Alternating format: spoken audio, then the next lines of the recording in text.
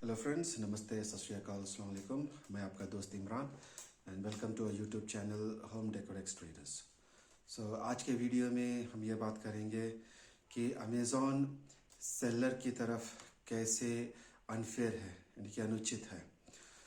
जैसे कि अगर आप अमेज़ॉन पे सेलर हैं, आप लोग ने नोटिस किया होगा कि ऐसे बहुत सारे चीज़ें हैं जो जहाँ पे अमेज़ॉन सेलर्स को सपोर्ट नहीं करते हैं। और पहला नुकसान ये है कि अमेज़ॉन पे जब भी आपका कोई ऑर्डर रिजेक्ट होता है, आपने पूरी मेहनत से जो प्रोडक्ट है उसको प्रोक्लेम किया, ऑर्डर आने के बाद उसको पैक करके भेजा, अमेज़ॉन आपको उस ऑर्डर के डिलीवरी के लिए चार्ज कर रहे हैं, कमीशन चार्ज कर रहे हैं। जब वो ऑर्डर कस्टमर तक नहीं पहुंचता, कोई भी रीज़न हो, चाहे वो एड्रेसिंग गलत हो या कस्टमर ने रिजेक्ट कर दिया हो, ये सारे डिलीवरी चार्जेस अमेज़ॉन एक तरफ का सेलर्स को चार्ज करता है। यानी कि अगर कोई लोकल ऑर्डर है जो आपके स्टेट या सिटी के अंदर से आया है तो पकड़ लो 35 से 40 या 45 रुपीज़। अगर आउट ऑफ स्टेट से आया है तो 95 रुपीज़ या 100 तक भी जा सकता है, अगर आपका ऑर्डर 500 ग्राम से नीचे है।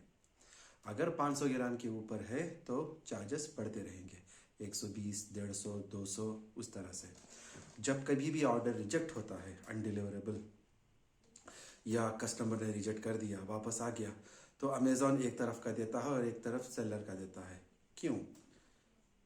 कि ये कोई सेलर की गलती नहीं है कि वो फलाना एड्रेस इनकरेक्ट है या अनडिलीवरेबल है। ये अमेज़ॉन को चेक करके अपडेट करना चाहिए कि ये एड्रेस नॉन डिलीवरेबल है, यहाँ पे हम लोग नहीं भेज सकते। ऑर्डर क्यों कंफर्म किया? सेलर ने सारी मेहनत की, ऑर्डर डिस्पैच किया, वापस आने के बाद सेलर को 100 रुपया क्यों चार्ज होते हैं?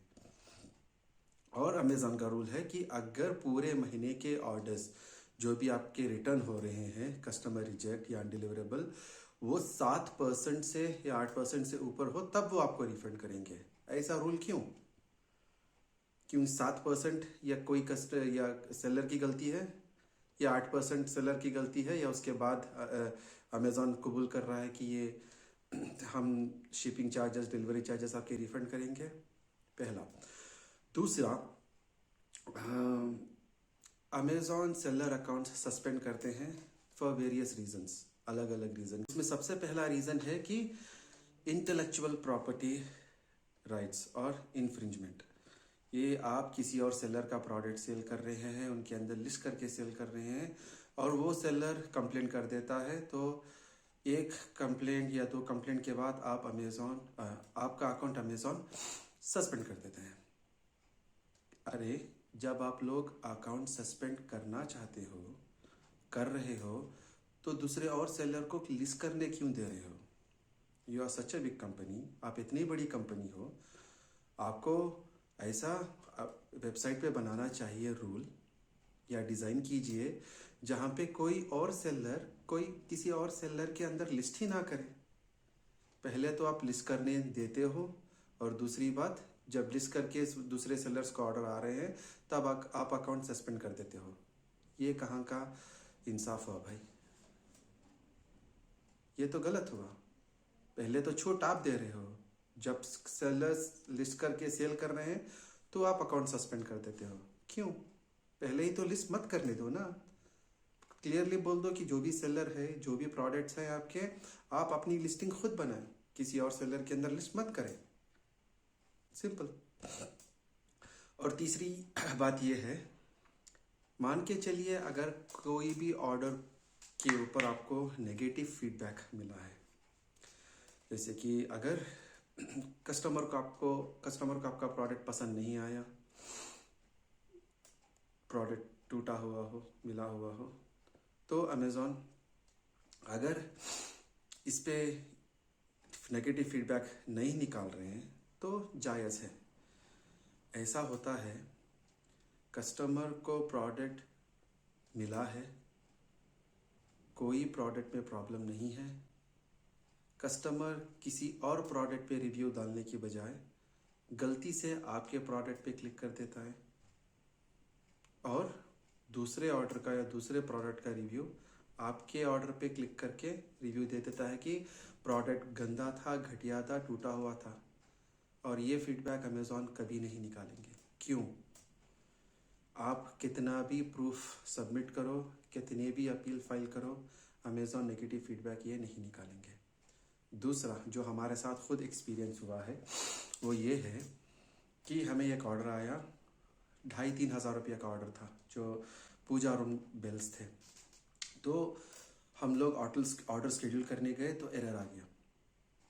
तो हम लोगों ने कस्टमर सर्विस को ईमेल किया, ऑर्डर अपने आप कैंसिल हो जाएगा और जो भी कैंसिलेशन चार्जेस हैं वो हमें रिफंड हो जाएंगे। तो जैसे उन्होंने बोला रात के 12 बजे के बाद वो ऑर्डर कैंसिल हो गया, तो इमीडिएटली तुरंत दूसरे दिन कस्टमर ने नेगेटिव फीडबैक डाल दिया कि ये सेलर ने हमारा ऑर्डर डिस्पैच नहीं किया। अब मैं सेलर वापस जाके मेरे फीडबैक चेक कर रहा हूँ तो देख रहा हूँ कि नेगेटिव फीडबैक है, मेरी कोई गलती नहीं है इसमें। हमारे पास प्रोडक्ट रेडी था, हम डिस्पैच शिप करना चाहते थे, लेकिन अमेज़ॉन का आईटी इशू, टेक्निकल इशू था, इसलिए हम लोग वो ऑर्डर शेड्यूल नहीं कर पाए। इसकी वजह से हम लोगों ने टिकट रेज भी किया और ऑर्डर कैंसिल हुआ। हमें ईमेल भी आया कि रिफंड कर देंगे कैंसिलेशन चार्जेस, लेकिन फिर भी नेगेटिव फीडबैक आया। ये किसकी जिम्मेदारी होती है नेगेटिव फीडबैक निकालने की? अमेज़ॉन की, क्योंकि इसमें सेलर की यानी कि हमारी कोई गलती नहीं थी।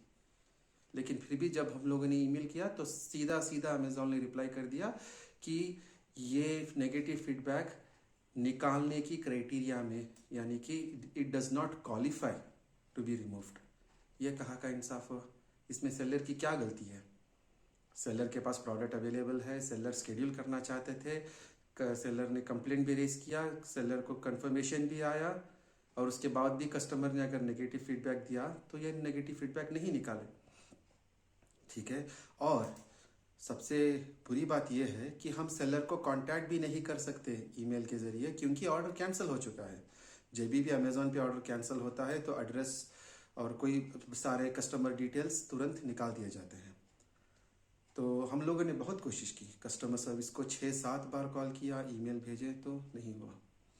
तो फ्रेंड्स, इस वीडियो में हम सिर्फ ये 3 टॉपिक कवर करेंगे, और भी कुछ टॉपिक्स हैं जो आपको बताने हैं, वो हम अगले वीडियो में बताएंगे। अगर आपको हमारा वीडियो पसंद आया है तो प्लीज़ लाइक करें, सब्सक्राइब करें, कमेंट करें, शेयर करें। और अगर कोई अमेज़ॉन के एम्प्लॉय, अमेज़ॉन के मैनेजर्स ये वीडियो देख रहे हैं तो प्लीज़ ये प्रॉब्लम्स को, सेलर्स की प्रॉब्लम को, जेन्युइन प्रॉब्लम्स को कंसीडर करें और अपने जो पॉलिसीज़ हैं, जो कंप्लायंस इश्यूज़ हैं, वो आपको फिक्स करें और सेलर्स की मदद करें। क्योंकि अगर सेलर्स हैं तो कस्टमर्स हैं, और तो अमेज़ॉन है, वरना अमेज़ॉन नहीं है। Thank you.